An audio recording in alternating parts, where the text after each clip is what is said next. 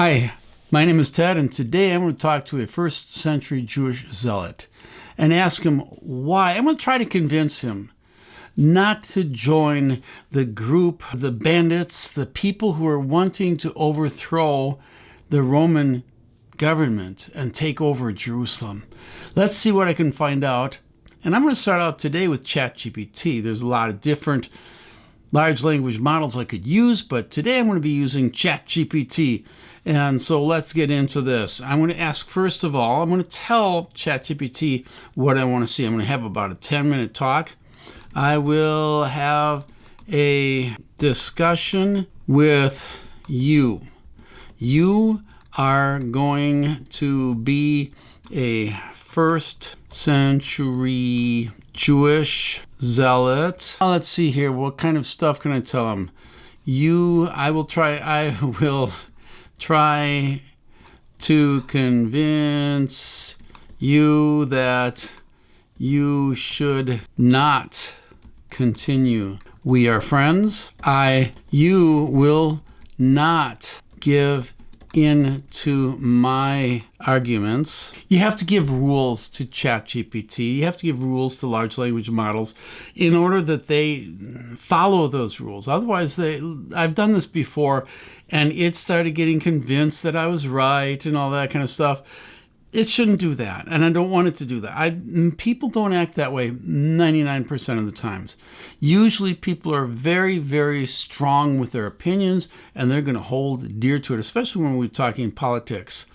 So I will give it this, and pretty much I think this is where I'm going to take it.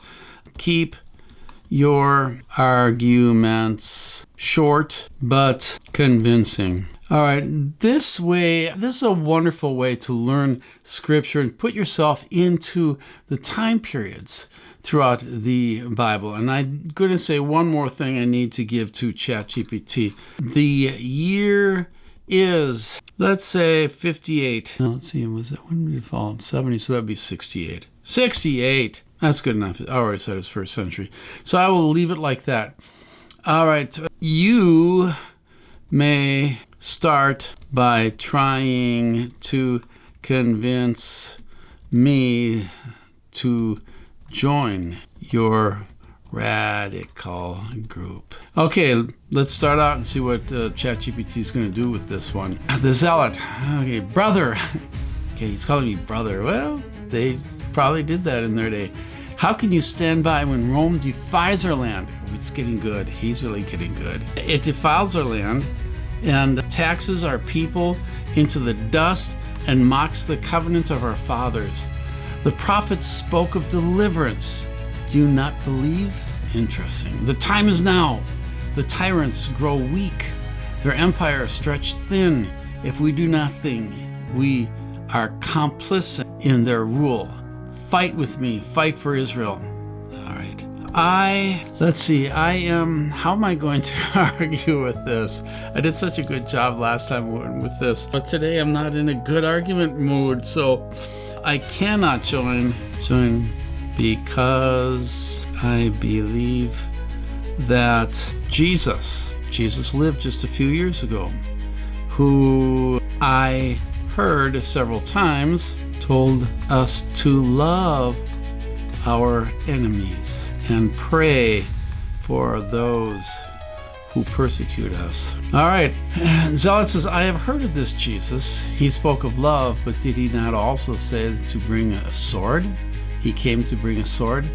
Did he not drive out the money changers with a whip? Oh, this is good. He's really good.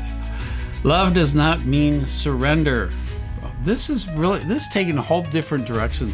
Last time I did this, the zealot was really getting into the Apocrypha, the Pseudepigrapha. It was getting into Josephus. It was getting into, I think he quoted Philo. I don't remember, but he got into a lot of different Jewish writings from that time period. Now he's taking it a whole different direction. He's getting more into my mind, which is cool. I like this. So he's heard of this Jesus. He spoke of love, but he's basically saying, pray for our enemies does not mean allowing them to trample our people. If we do nothing, they will destroy us all. These are the types of arguments that we will hear constantly, even today, in many, many different circumstances. Would you have us watch as they desecrate the temple? Notice he's focusing a lot on the terrible things that they do. And now I got to think through, this is challenging me. It gets my mind thinking, how am I going to argue with this? He's good. A lot better than the last time. The last time he was way too wishy-washy, but this guy's strong. He's good. He's getting to psychological things. Yeah, okay, so let's get into this. Can we not let God avenge? Doesn't the Bible say, vengeance is mine and vengeance is mine? All right, let's see what it says. Yes, but God does not use his, or he does, God doesn't, God not, oh, does God not use his people as his instrument? Did not David strike down Goliath? Oh, he's really good. Did not the Maccabees rise up to, now he's getting the Maccabees, which is part of the Apocrypha. Did not the Maccabees rise up against oppressors of our fathers? If we wait for Rome to fall on its own, we may wait until our children are slaves and our faith is erased. God has given us strength. Should we not use it?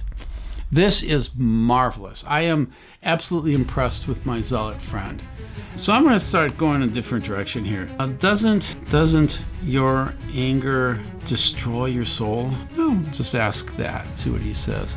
Anger at injustice is not a sin. It's not where I was going. I was going more for a psychological point of view, but he's taking this more as a biblical point of view. It is a fire that drives us to act. Was Moses wrong to burn with anger when he saw our people worshiping the golden calf? I'm laughing because I just like this guy. He's really good.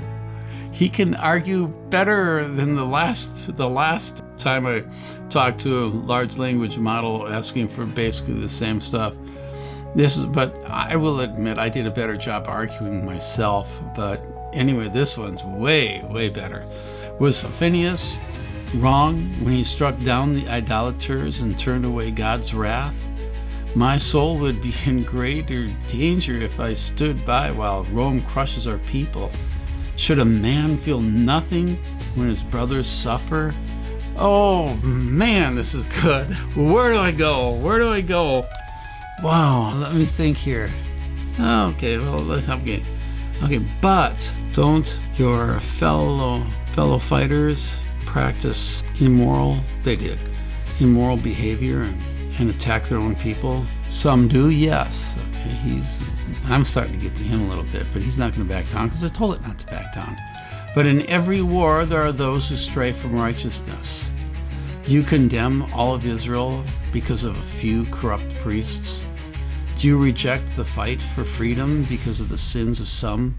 Rome has corrupted even our own leaders. Should we then do nothing? I fight for God, for his law, and for his people. Would you rather leave us to be ruled by traitors and pagans? Now, I'm going to leave it here. He's doing such a good job. If I really want to work on this, I definitely would like to, but I need to move on. I need to close this out. And I'm just going to say real briefly that this is very, very interesting the way that he's been arguing with me, because he's very good with using scripture. Very, very good job. And I think he captures well what a zealot really would say back then. If I were a friend of one of the zealots, I think he probably would, if he knew the scripture enough. A lot of them didn't, I'm guessing, a lot of them didn't really know the scripture all that well, but they are brought up in synagogues and stuff, so possibly.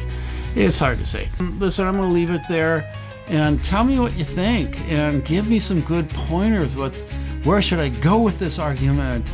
And maybe we'll visit the zealot again in the future. So write, comment, and subscribe.